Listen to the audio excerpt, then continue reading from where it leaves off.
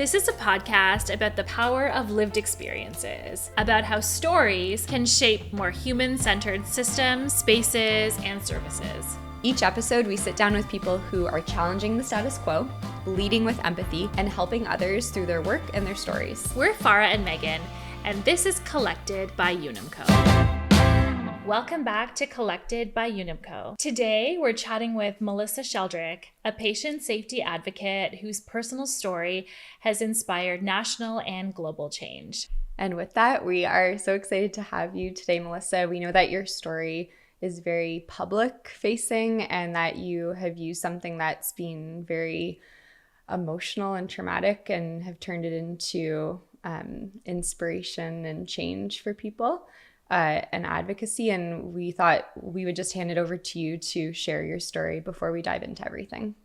Sure. Well, thanks so much for having me. It's a pleasure to see you again and to be here with you today and to have another platform to share my story, which is really important to get out there. So I appreciate it.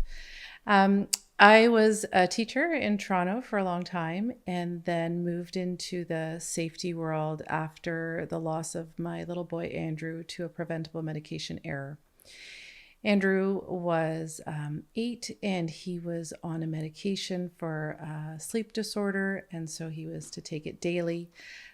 It was a liquid form because he was too little to swallow the pills. And we picked up his medication one day. It was a refill and gave it to him. And he didn't wake the next morning. And we didn't know what happened for a long time. It took about 4.5 months until we found out that they put the wrong medication into the bottle to make it.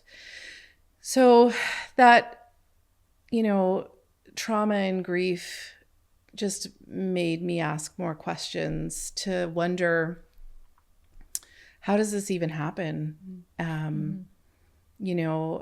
think I was a little bit naive in that I took for granted that we have full trust in healthcare and had no idea about the importance that people need to take on their role in their healthcare journey, including just taking prescriptions to the pharmacy. Mm-hmm. And so I started to read a lot about these kinds of things. I soon discovered that they're more common than they should be. They're very preventable. But I also learned that there was potentially no learning that could come of this at that time. And to my understanding in that moment was that there was no mechanism here in Ontario for any reporting and learning to happen. Wow. And ultimately that was not okay with me. The idea that nothing would come of this, that there potentially would be no learning and that this could happen to somebody else. Mm-hmm. So I did a deep dive into what that looked like in this country. I learned that only Nova Scotia had a continuous quality improvement program in place. They were reporting errors and near misses for many years and were very successful. And so I advocated for that here in Ontario. And the government was very receptive. We met with the Minister of Health at the time, and he put us in touch with the Ontario College of Pharmacists, which is the regulator for pharmacy here in Ontario. And they were very responsive, and they called me right away and said, we've never had a member of the public on this kind of task force, but we want to learn from you. We want to know what's important for this program and how do we best deliver it and implement it. And so we did that, and we have the Assurance and Improvement in Medication Safety program, the AIMS program that's here in Ontario now.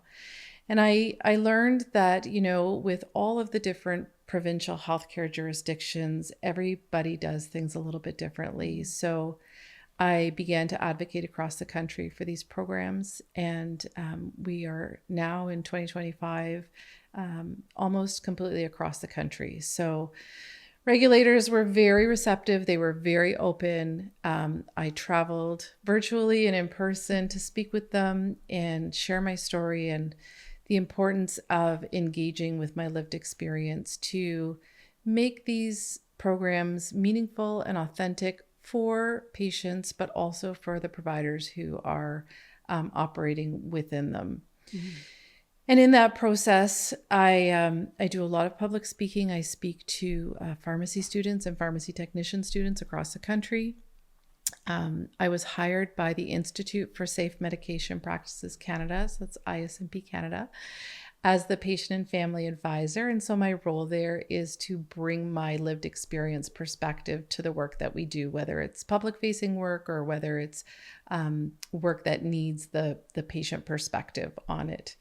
And so I've been with them for almost 6 years now, and we are, making strides to advance medication safety across the country together, and do what we can to be able to keep people safe with their medications. Yeah, and when you said that you were naive to, trusting the system with medications, I feel like a lot of Canadians and the majority of people are. Because before I met you, I also was like, yeah, okay, this medication is from the pharmacist. Of course, it's going to be the medication I need. Right. And in the right dose too, right? Yeah, I think you kind of assume that all the checks and balances are in place before you pick it up. And then we're almost just like passive recipients in a sense of what's handed to us. Mm-hmm. And you said that when you were going through like the early stages and reading other happenings of this, like, are these reports in the media? Like, are they like on the news that people are aware of it? Or is it just kind of like internal? Thankfully, cases like ours are not the norm. Okay. There are a lot of reports of people catching the mistakes before they take them, or they realize that there's a problem and they go back to the pharmacy and the pharmacy helps to fix it.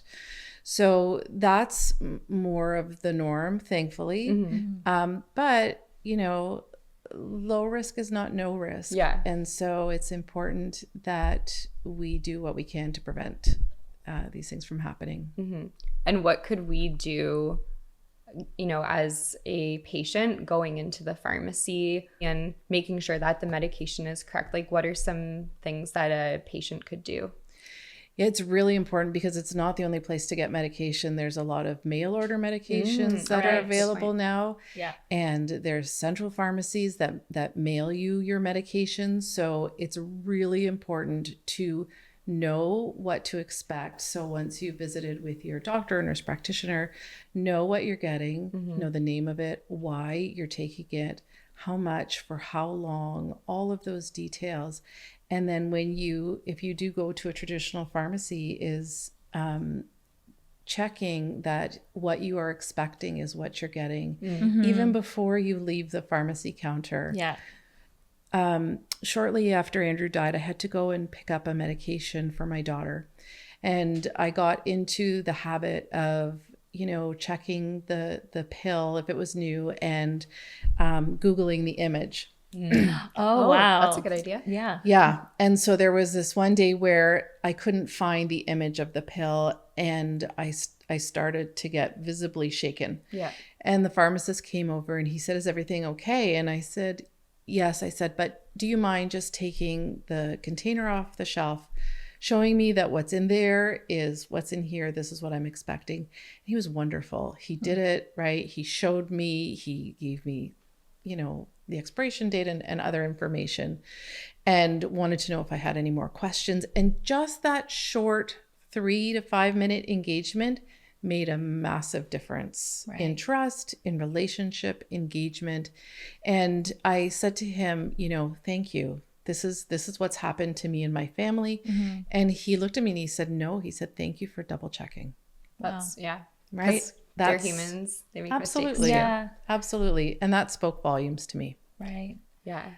Melissa, you talked earlier on around how when you started to do a deep dive into, medication error and reporting, you started to really look at programs across the country. And I think you mentioned that Newfoundland or Nova Scotia was one of the only provinces where there was a program in place. Where do things stand today? So today, We have all of the provinces have programs in place, except Quebec. BC and Alberta are beginning to implement their programs, and they will be fully in place by 2026, mid-2026. Wow. So it's been incredible to see the reception from the regulators across the country. I started this pre-COVID, so COVID really threw a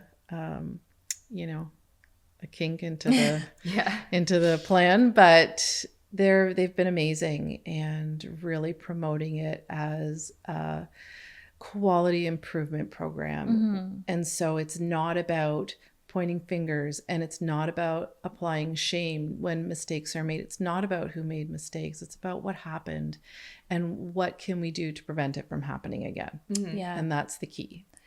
And I think that's been, for us, having heard your story, I think there's so much, I think, that you've been able to really take this on with such grace and such commitment to improving the way things are. And I think that, we're in awe of the fact that, sometimes things happen to people and it's easy to, like you said, look for blame or feel angry about what happened. And I think what's so remarkable about what you're doing and continue to do is really turn that lived experience into positive change. And even talking about how that's happened across the country now. And one thing I want to ask you more about is, everyone has a role to play, right? So I think you've shared that you're doing a lot of this education work with regulators and with pharmacists. What would you say to members of the public, right? The rest of us who kind of go in every day, and what role do we have when it comes to medication safety? Yeah, it's an important role, right? It's really important that we ask questions. We ask questions about our medications, even if it's something that is a refill. You have the right to talk to the pharmacist and to take the time to be able to do that if you have a question, right? If you're feeling a little bit different, asking a question about that, could it be my medications? And really speaking up if something just doesn't feel right. Because, we have incredible intuition, and sometimes that's enough. And so my hope is that people will do that, and they will have the courage to be able to do that. And pharmacies can be very busy places. And so it can be a little bit intimidating, but I would encourage everybody to take that time for their own health and safety. Yeah. I know that since meeting you, I'm on a medication daily, and it has the name of the medication right on it, and I'll look at it before that's one little thing I've done. Even, speaking to the pharmacist before, usually they'll be like, do you have any questions for the pharmacist? And I usually am like, no, I'm fine, brush it off. But if I've been prescribed a new medication since meeting you, I have been like, yes, I will speak to the pharmacist and I will go over this medication. But I love the idea of even asking, do you mind showing me what that medication looks like? Just so that, you're covering your bases. What I'm curious about is the reporting piece. So when there's an error as a patient or just anybody in the public and you report the error, it's great that all of these errors are being collected, and maybe this is a dumb question, but what's the point of seeing all of those errors? Is the hope that they'll slowly be reduced? Or I'm kind of curious about that piece. Yeah, it's a great question. It's really important because we collect medication errors at ISMP Canada from community pharmacists. Any healthcare provider can report medication error to us from our website, ismpcanada.ca. And patients can also report to www.mederror.ca. And it's an easy to complete reporting form. And they're asked some questions about the medication and the dose. There's a free text area that they can share their information. If they leave their contact information, we follow up with them. But what we learn from consumers is what won't be learned from healthcare providers. For example, we get a lot of packaging and labeling concerns from consumers. We had one recently, and you'll find it on our website. A new mom took her baby to the doctor, and the doctor said to get some vitamin D drops. And so she went to the pharmacy and picked up what she thought was vitamin D drops, because it said baby D drops on it, and took it to the doctor. And the doctor said, these have no vitamin D in them whatsoever. What? Because the name of the company is Baby D Drops. And so that was on the package, and it was a probiotic. And so she hadn't given any to the baby, so there was no harm or anything like that. So one of the things that we do at ISMP Canada is we reach out to Health Canada, but also the manufacturer, to say, this is what we've heard. And the manufacturer was very responsive. They changed their packaging, right? It's something that can't be learned from the healthcare side of things, but is very important to patients and caregivers. And we've had a number of those kinds of reports. We get a lot of reports about a specific kind of medication. We have our consumer newsletters that we publish on our website as well. And we publish too about safety when starting and stopping antidepressants, because there's specific safety tips that people need to know that perhaps they don't know, that they didn't know what questions to ask their doctor or pharmacist. So those reports really help inform the education that we can feed back to the public. Okay, that makes sense. And then when you go and speak to pharmacy students, what's one piece of information that you hope they leave your talk from? Yeah, it's really about a safety mindset. And in everything that they do, every decision that they make, it affects a person and it affects their family and their community. And so to really have that mindset in whatever they do, that it is from a safety perspective, because that's the most important thing. And it's not easy. It's not easy with pressures in the workplace, with people who don't ascribe to a safety mindset. And so I tell them that too. But, I talk about Andrew in my talks and share stories about him and things like that. So just to really take my message and keep it with them as they go into their practice and do their work, and to talk to their patients and to get to know their patients. And I hope that stays with them. I do hear from them periodically, and they tell me, whenever I'm doing this, I think about Andrew. That's nice. It's really amazing. That is nice. It's really amazing to hear that. Yeah. I love that you go and speak to the students, because we've spoken about before, sometimes it can be hard to change the mindset of somebody who's been in practice for a little bit longer. Yeah. But I think that's so important to do. Yeah. When you speak to like pharmacists who have been in the role for a little bit longer, is there like different messaging that you use for them, or something that they can change that they're currently doing? Yeah, I usually ask them to really consider how they engage with their patients, right? What does that look like? Yeah. Does it happen? And if it doesn't, what's one thing that they could do to be able to get to know their patients a little bit better, to engage with them, even just to make space to have a quick conversation on pickup. Yeah. None of this has to be massive shifts, just has to be little things that will help improve that culture. Yeah, because pharmacists are a huge piece of the puzzle in the patient journey. Absolutely. And even now, like, you can go to your pharmacist to get a prescription for certain types of diagnoses. Yeah. And Melissa, we know that you recently got back from, an international conference. And so I'm curious to hear more about, what are you seeing in the rest of the world? And from a Canadian perspective, are we ahead of the curve? Are we behind? What are other countries doing when it comes to medication safety? Yeah, I've had a lot of international experience, not only from conferences and work that I've done. I've been to the Middle East and Australia, and I was just in the Netherlands. But I also did a course through Harvard Medical School, and it was a global cohort. And so really the thing that we do differently here is patient engagement.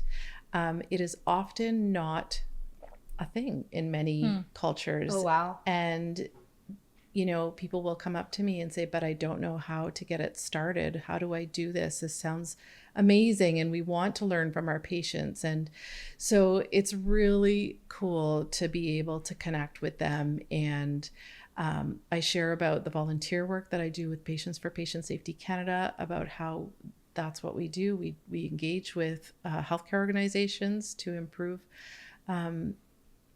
patient safety across the country, and so encourage them to find resources online that they can refer to. And I always leave it open for them to contact me in the future too.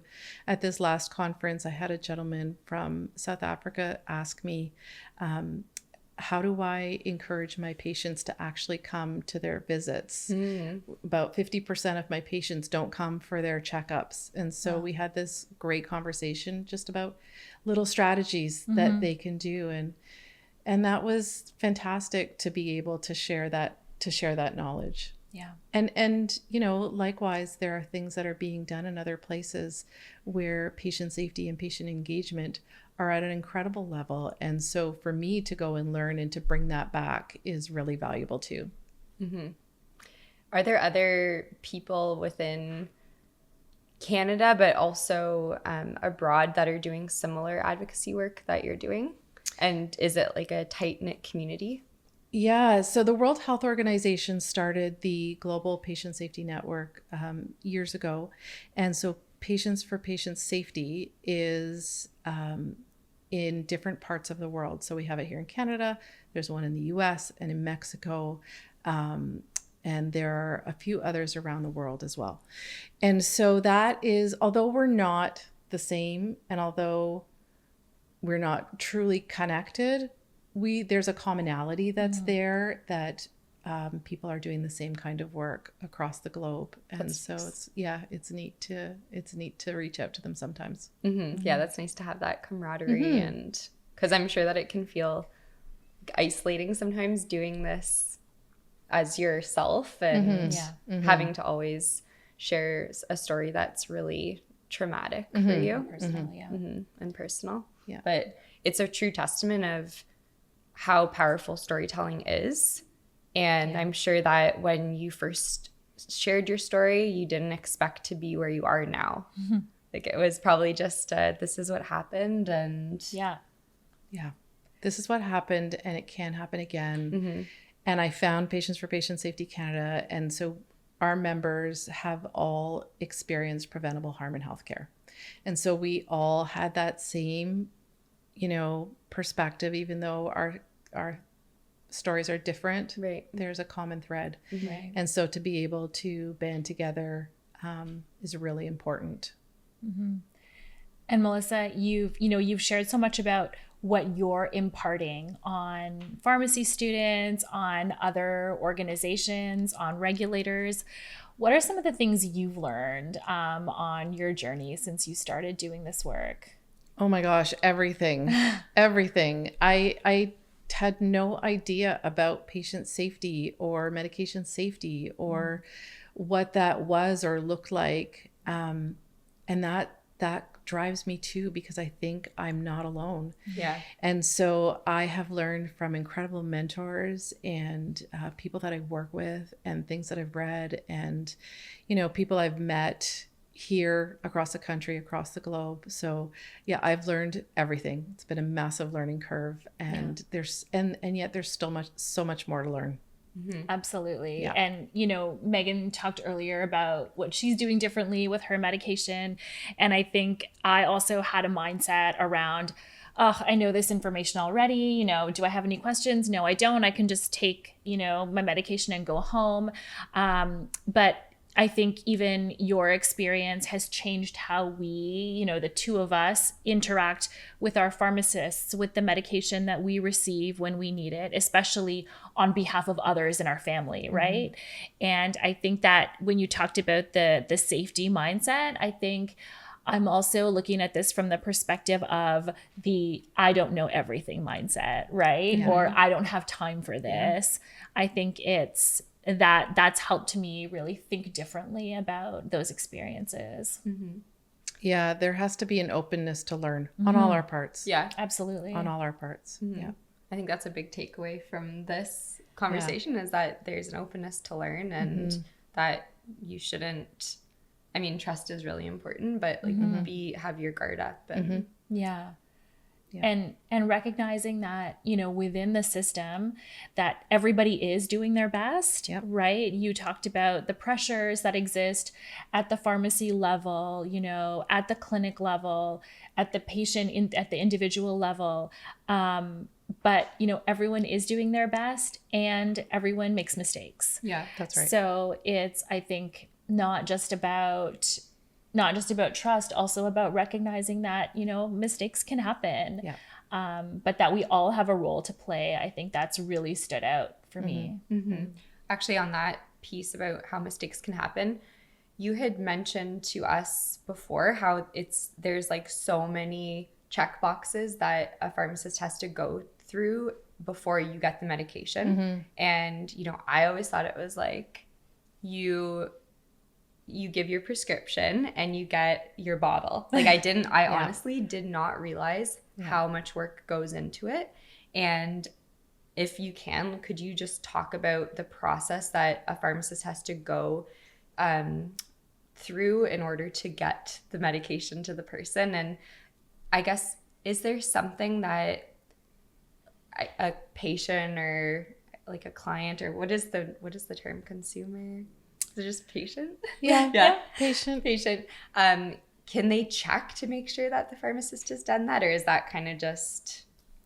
I think their role in checking is what's in the bottle when they get it. Right. Yeah. Just making sure that it's such a complex procedure, and you would know the details far better than me. But and the irony in all of this is that I worked in a pharmacy for 10 years when I was in school. Okay. So I do have a little bit of background knowledge, but even, you know, it's not just about selecting the right medication off the shelf. It's the prescription that comes in, and then ensuring that, you know, it's legible and that you choose the right one and that it's at the right therapeutic dose for the patient. And, you know, if it's not, then the pharmacist or somebody on the pharmacy team has to call the doctor back. And so there's all of these different pathways that happen before that medication ends up in your hands. So it's very complex. That's why it doesn't take like 2 minutes. Right. It's like, come back in 30 minutes. Yeah. And yeah, you would know because your mom. Yeah, my mom's a pharmacist. And I always remember thinking that too, you know, she just like kind of counts the pills and puts them in a bottle. But you know, you mentioned this, but even just a physician's handwriting, right? When the prescription pads used to just be essentially a blank piece of paper where they would, you know, oftentimes illegibly scribble, not just the name of the medication, but the dose as well. And then it would really be up to the pharmacist to interpret, you know, and verify that. So even that back and forth is really important. Even trusting that note was from the doctor. Right. And still to this day, I'm sure that there can be some sneaky stuff. Yeah, you've really highlighted for us also just that appreciation, right, around how complex it is. Yeah. And one thing I try to do is not to leave my refill request for the very last minute. Right? I do that. Yes. Try to give them a couple of days lead. But, you know, sometimes it can't be helped. Or, you know, when your kids are little and there's an ear infection and you have to take them and you know your child's in pain and you're just wanting that prescription right away. But it's good that they're taking their time because they're being careful. Right? Yes. I know, I'm definitely guilty of that. Sometimes I'll be like, oh my goodness, I didn't realize I didn't have a refill. And then I'll call them and be like, oh, well, we have to get, and I'm like, can you just give me like two pills? Can you just call it over the phone and just, because you don't realize. But then there are certain pharmacies that are just swamped. And you're like, oh my gosh, why can't you get it faster?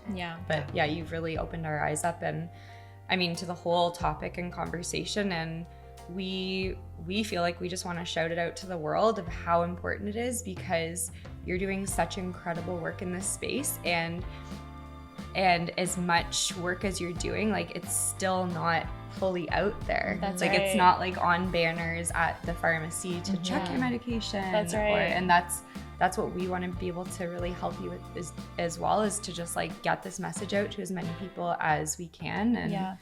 And we really appreciate your strength, and we're really in awe of your story and everything that you've been able to share and turn this like really hard part of your life into something really, really meaningful. Yeah. And, you know, Melissa, raising awareness of something that I bet isn't even on most people's radar. So like Megan said, you know, the more work that you do just highlights the more work there is to be done. And so we are so grateful for, you know, how you've impacted our experiences and how we think differently now because of your story and your advocacy. Thank you. Thanks for this conversation. Thanks for sharing this experience with us. And we will put where we can find you in the show notes. But yeah, if there's anything that you want to leave the audience with, or if there's one piece of information that you think could be really beneficial to our listeners, we'd love for you to share that.